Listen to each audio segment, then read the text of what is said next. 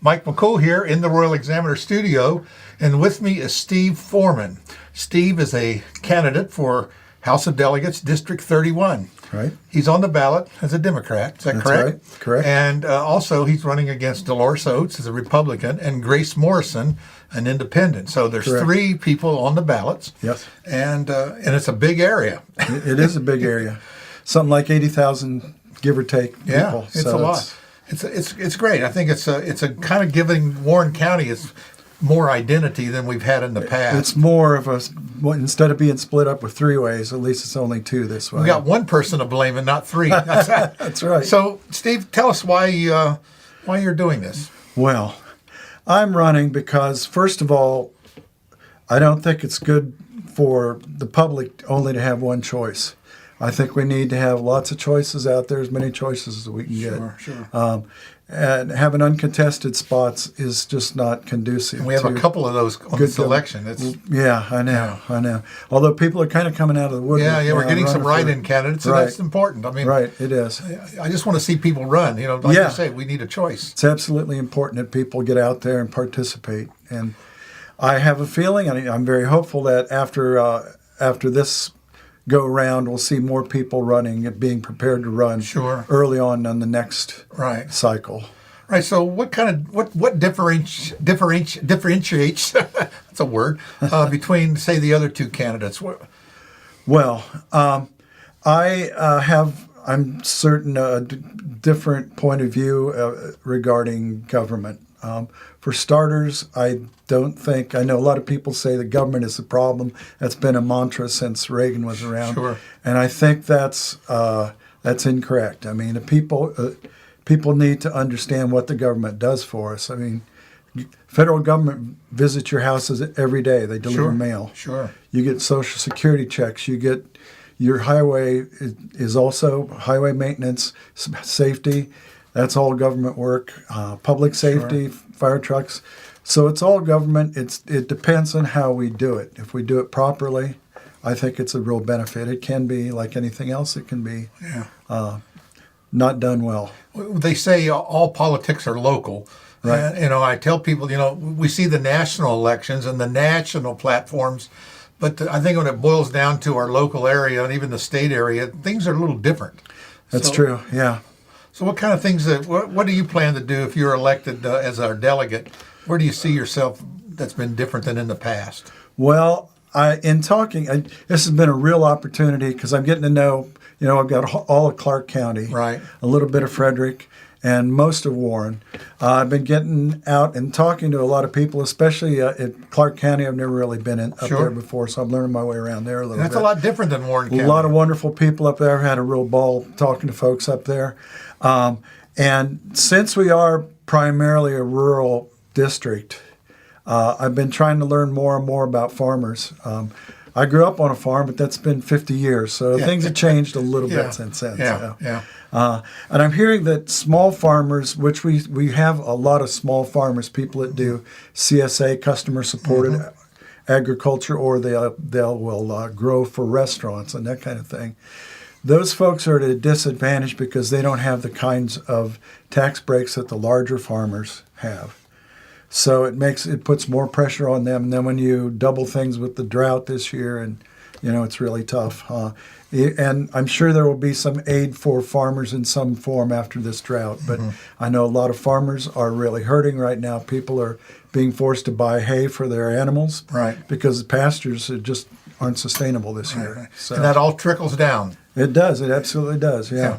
So and farming is a real kind of a touchstone with the whole Virginia's history. This was, we started as farmers in this area.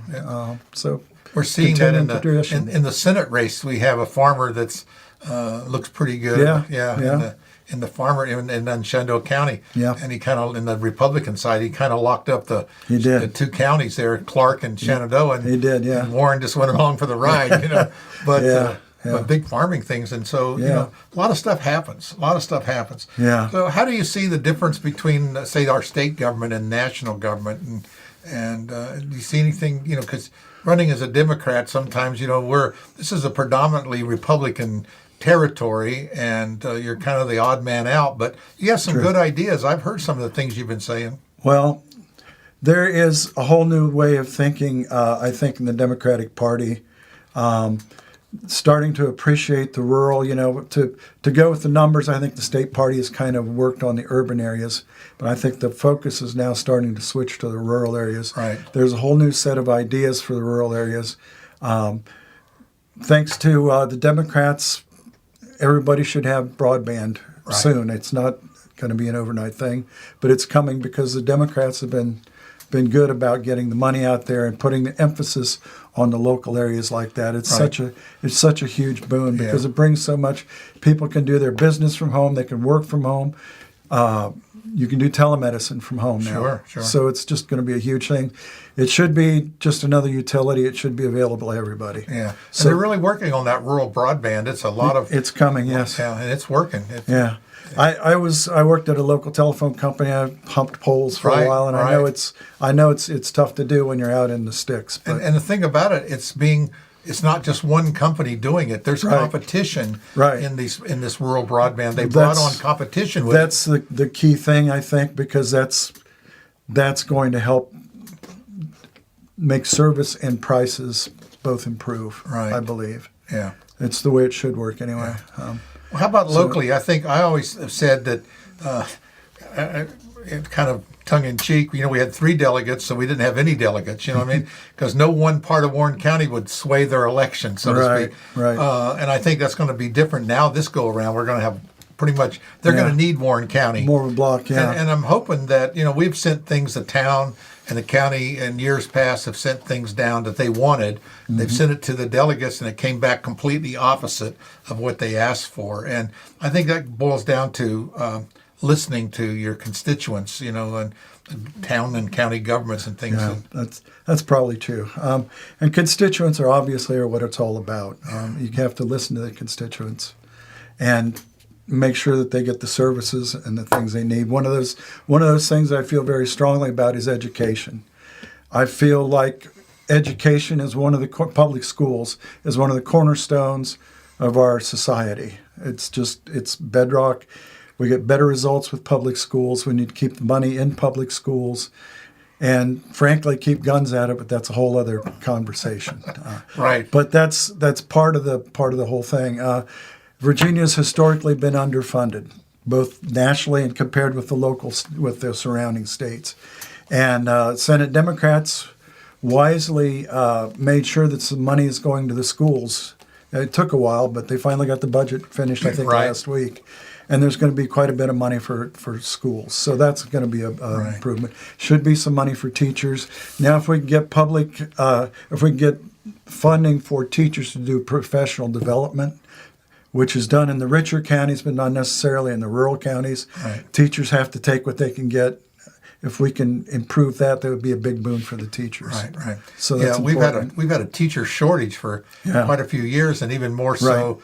I noticed we've always imported a lot of teachers from Pennsylvania and other areas, but now their teachers retired, and now they need them. Yeah. So there's teacher shortage everywhere. Yeah. And part of that, in my opinion, not only has the pay been somewhat substandard, at least here, it's difficult to, even out here, it's difficult for starting teachers to find a place to live. Yeah. So that's another thing that we need to work on is affordable housing in this area is really lacking. That's something we don't hear a lot about, but there may be some ways at the state level that I could work on that, but I'm going to be searching for ways to it's kind of like a circle there. You can't get the jobs unless you have the workforce. Can't get the workforce unless you have a job or a place for them to live. It's kind of like, chicken and egg. Yeah, and it's kind of a revolving door because a lot of the folk, not only teachers, but public servants, train here, stay a little while, and they move on to where they can make more money. So I think we need to remedy that and keep the experience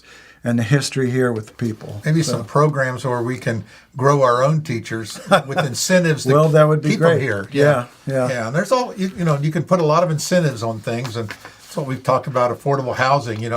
People don't want to live in apartments. They want to live in a house. Yeah, that's true. Affordable housing always kind of been pushed towards apartments, but I think we need to move, and especially in the rural areas, In the city, it's great. but in the rural areas, they don't want to. They want them 5 acres and a house. You know what I mean? Yeah. Well, I've been out here 20 years, and I can see just my valley. I can see the whole hillsides filling up. So it's changed a lot. So we may need to think twice about that. Maybe change vertical instead of horizontal. Maybe so. And yeah. At least in town, there's.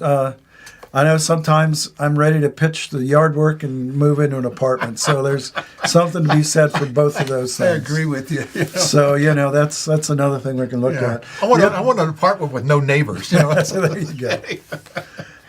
Other cornerstone that I really think is important is parental rights. Right. I think parental rights should include affordable health care, affordable housing, which we touched on, child care, because it's very difficult, especially if it's a 2-paycheck family. Right. It's a real struggle to get child care at a reasonable price, which it's very hard to do. When we almost always have a 2-income family, it's hard to make it on one. It is. In the rural areas especially. And that's kind of standard now as a two paycheck family. So it's made it really hard. So I think that's something that the states and maybe national level could work on is promoting child care, because I think that's a very important. And I think the other piece of this is getting reasonable wages to people so that they can afford to spend time with their family. They don't have to worry about 2 jobs or 3 jobs. Or some have 3 jobs. Right. How can you raise a family if you have to be gone all the time, or if you're too tired to deal with your kids when you get home? I think that's important. Another thing I know you're passionate about, and that's our mental health issues. Good news on that front. Yes? There's good news on that front. We've actually part of the budget deal that they struck last week is for mental health. There's some money for mental health. I'm not sure what the numbers are. I think it was $600 million for education. I haven't heard of for the mental health piece of this. Right. Well, one of the things about that is our law enforcement officers are turning into mental health workers almost, and it really puts a drain on the law enforcement. Well, I'm glad to see that we got a drug court that's firing up here. I think that's a step in the right direction. Right. That's one more piece. And if we have more treatment places, it needs to. I know in the past it's been a law enforcement issue. I believe it needs to be not only law enforcement, it needs to be a medical issue. Right. Because if you don't deal with the source of where the problem's coming from, right, you're just chasing your tail. It's an endless cycle. Well, the law enforcement will go along with that because they agree. They agree. It's a sure. We need to have a different multi-person approach on things. Yeah, I think you do it. So again, and part of that, having a stable family, I think, helps with that. Having K through 12 learning helps with that, because we're finding that when you invest the resources for kids at an early age, it helps them proceed. Another thing that's going to be happening, I believe, is better learning, better reading, learning, and tutoring, because a lot of kids don't pick that up. And if you can't do that, then you can't. How do you find a job? How do you go to higher education? It's very difficult. And we need to work on that. We hear stories all the time about graduating from high school and really can't read. Yeah. So it's a shame. And even if it's only a handful of people, that handful is a lot when it comes down into the absolutely thing. A handful here and a handful there. And pretty soon you have a whole bunch. Yeah, well, you got any programs going on that people can come and talk to you about? Any meet and greets? Sure. We're doing a get-together in Shenandoah Pavilion on Sunday. Mm-hmm. We're having a fundraiser next week here in town. Okay. But I think you might need an invitation for that. But if you send a message to the local Democrats, they can put you in touch with that. We'll put the website down there where they can get a hold of you. Yeah, that'd be good. And just send us emails, questions, concerns, any of that stuff. So. And you'll get back to them. We will. We absolutely do. Anything else you want to touch on? Sure. There's a couple things. I think everybody's aware of the environment this year. I think we need to put more emphasis on that. Right. It's the only one we have. It's the only one we have. There is no planet B, as the saying goes. And unfortunately, our governor unilaterally pulled us out of an agreement, a law that was bipartisan from the previous legislature, to pull us out of the RGGI, which is the Regional Greenhouse Gas Initiative. It's kind of a mouthful. But essentially, it helps people pay for utility bills, and it helps protect houses, especially in low-lying areas. It protects them for flooding, helps them protect against flooding and those kinds of things. So that was a very good initiative that we're pulling out of, or trying to pull out of. It's in the courts right now. I think that's the opposite of the way we need to be thinking about this. We need to be more concerned about what we're doing to the environment, because it was abnormally hot and dry this summer. Like I mentioned earlier, the farmers are hurting because of the dry conditions. So, well, like you say, you either pay now or you pay later. Yeah, and we have I think that's been the state's motto: "We'll pay later." Every time. Unfortunately, well, that's people complain about the cost of climate remediation, but we're already paying for that. Yeah. It may not be apparent, but down the road, it's really going to hit us. I understand that it's hard to get insurance now in Florida because they've been hit with so many storms, recurring, bigger storms happening all the time. Yeah. So that's a problem. Something we need to think about before the fact instead of trying to fix it afterwards. Right. So that's what else that's you got huge. on your list there? Oh, let's see. I got a bunch of stuff. I talked about small farms. I talked about broadband too. Right. Another thing I'd really like to do when I get to Richmond, I want to be able to vote for the minimum wage next summer. That was on the way up, and it got stopped, and I'd like to see that get started again because I think we're still way behind on the minimum wage. Goes back to what we were talking about, families not having the resources they need. If you can make a decent wage and you don't have to work 2 jobs, then you have more time for your family or more time for your own mental health, so to speak. I think that's big. Well, again, it's part of that circle. Of course, like I have a business, you raise your wages to a point, your prices have to go up, then people complain. But if you all do it at the same time, it kind of helps a little bit. But you understand what I'm saying? It went up in the last couple of years. We were able to absorb it just fine. So everybody's accustomed to it. So it's just a matter. Like I say, this is where you depend on the government of helping on the inflation type thing and having the right policies in place so that we're aware of what's going on. I mean, sometimes we just sneaks up on us and we don't realize it. It does, and I think people don't really realize that the economy is in good shape right now, but inflation is a problem, and especially it's going down. We're actually lower than any of the other G7 countries, which doesn't really help us. But the interest rates are the problem right now. But once things cool down, I think that'll come back into play. And we've had a lot of bumps. We had the pandemic, then we had Ukraine. We got commodity prices going up. We had gas prices going up because of Ukraine. So I think as we work through these things, I think things will settle down. People will actually appreciate it because the job market's going strong. Yeah. People are we need employed more if they want to work. Well, if you want to work, we got jobs for them. Absolutely. So I've seen too many periods where you couldn't find a job. Right. So that's a big deal. Right. That's a really big deal. I mentioned the minimum wage. I think that's really huge, and it's something that probably even $15 is in the long run is not going to be enough. But we got to get to that point now and get families stabilized. I think if we start working on that, we can really make progress. Yeah. Well, I know the pandemic, the COVID thing, and supply chain issues. We went through it here with just trying to get things. We don't realize how much stuff's made overseas, not just China. I mean, like our paper, it comes from South Korea and Italy. Believe it or not, we don't make that kind of stuff in this country. So, the shipping lanes were just bogged down, and it was and that just raised the price of supply and demand. So one of the consequences of being in a global economy, when it works well, it's really great. You get good prices. But on the other hand, sometimes when things slow down, like we had with the pandemic, things kind of maybe we learned some lessons from that. And I expect so. And I'm sure it will not be the last global incident that we go through. I hope so. The pandemic made people aware of essential workers, but a lot of that's kind of going away. I think people sometimes need a reminder about that. And you mentioned global economy. We don't realize it. You can go to the grocery store and buy anything any month from stuff that are not in season here, but down South America, there's different. And so we have this. It's like I always tell you, you can go to buy bananas 7 days a week, 365 days a year, and we know they don't grow that way. So not here in this country. So you're right. So we have a global economy that we don't appreciate as much as it is. How sensitive it is. It's taken a lot of blame for things too. I think it's always been people have been blaming the job loss on that, but a lot of it is, when you really look at it, a lot of that is actually automation. Jobs are being automated more. So right.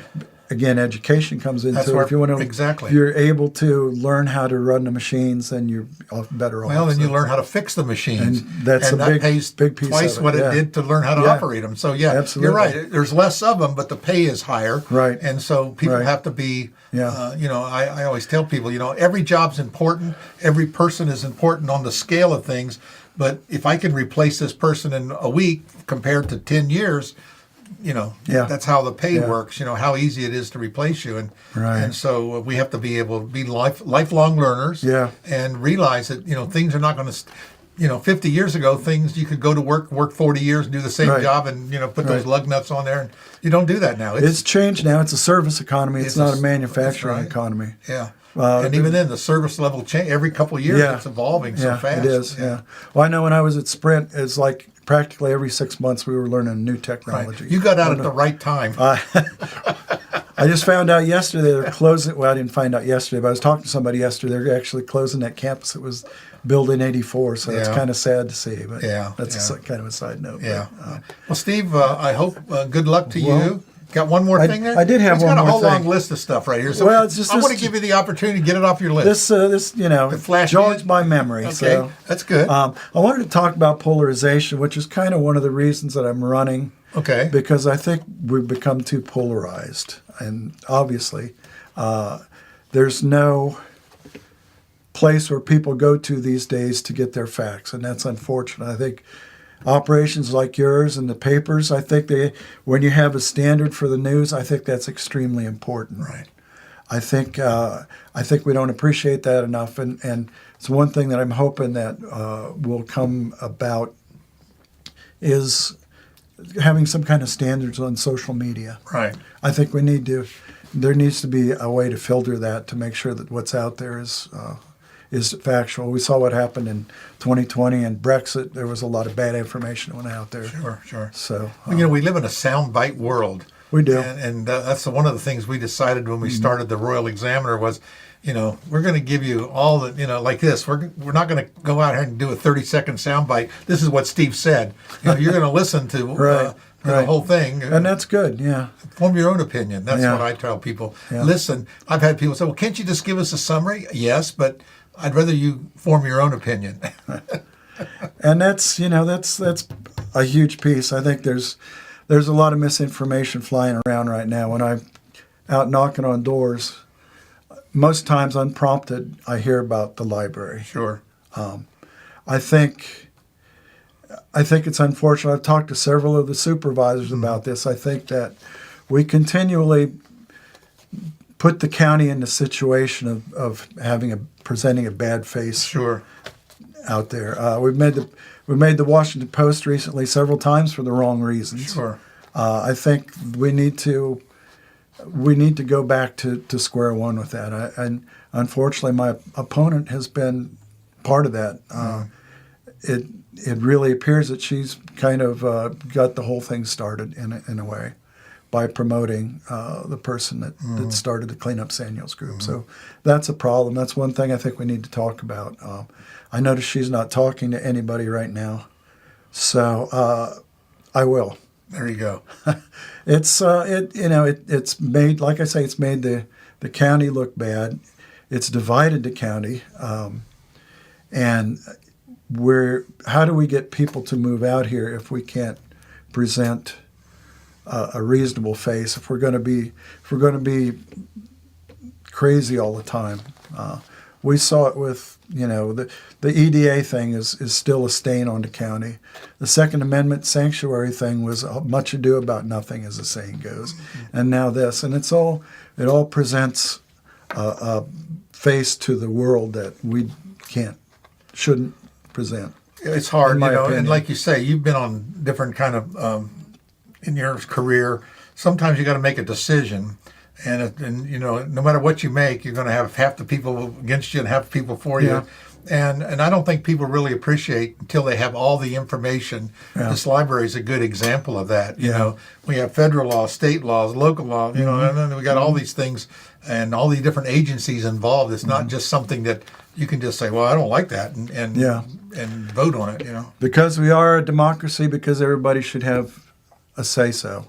Right. And that's, in my opinion, that's what's being cut out here. Yeah. That's the attempt that being attempted to cut out. Fortunately, we've got a lot of citizens who aren't standing for that. Right. Well, even though it's put a bad stain on us, the positive spin of it, a lot of people have just become aware of a lot of situations. Yeah. And hopefully that will continue on down the beyond a single issue. My sincerest hope is that people will remember this when the next cycle comes around. They'll run for stuff. That's right. That's really what we need. It's kind of going full circle here, but I think we need participation. I think that's great. That's great. So what else you got? That's about it. I kind of got my things covered. Well, that's what we want. That's what it's for, because we want people to be able to watch all the candidates talk and get a little conversation that we have. And we've invited them all to come. Some have elected not to, but we've had we've had 2 of the 3 candidates running in the District 1. We've had a lot of things here. We had the governor here before, 3 years ago. So we've had a lot of different people come our way, but we want people to watch and form their own opinion. You do a good job of presenting things. We try here. to. We make a lot of people mad, but that's okay. That's part of being in a democracy. It's not about agreeing; it's about working out compromises and what's best for the group as a whole. Yeah. Not what. I think that's when I started. You bring in the national things and the local. Somehow you can't govern unless you're in the middle. You have to compromise. That's very true. So hope we need to elect people that can compromise. It upsets people, but that's where we need to be, is working from the middle. Yeah, I agree with that. I'm optimistic. I think, in my opinion, we're going to start swinging back to seeing that now. Our president is working on building up the middle. From the middle out is what he talks about, and I think that's a really good way to look at it. There are some programs that are going to start happening here in the state where people are looking at that, building up the rural people and building up the and part of that is ties back to the wages, housing and everything, so education. Well, thanks for coming in and talking to us. We will get together as we get a little closer to the election. Okay. It'll be here before you know it. It is going very fast. Early voting starts on the 22nd, which is like quick. Yeah. And the election is on November 7th. You still have time. If you're not registered, you can still get registered to vote. So you can register up until the last minute, actually. Well, I guess you can. If you I believe, I could be mistaken, I believe you can walk in on election day and register. It may be a provisional ballot. But so that's, which is another great thing. We need more people to vote, not restricting the vote. Right. Which is one of the things we're hearing about. But I think we need more participation all the way around. Yeah. Don't complain unless you vote. That's what I always say. If you're a complainer, did you vote? No. Well then. Yep. Exactly. All right. Thanks again, Steve. Appreciate it. Thanks for your time, Mike. Sure. Thank you.